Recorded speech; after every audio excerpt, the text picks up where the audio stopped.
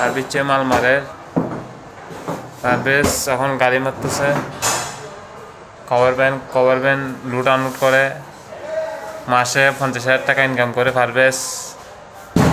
আর পারভেজের সংসার 2-3টা চলতে পারবে। দেখেন কিভাবে মাল আনে পারভেজ। পারভেজ কাজ কি কষ্ট নাকি?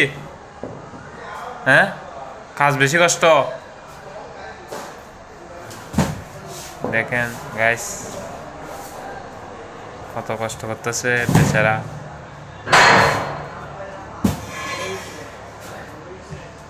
আইফোনের বক্স এগুলা লুট আনলোডিং করতেছে।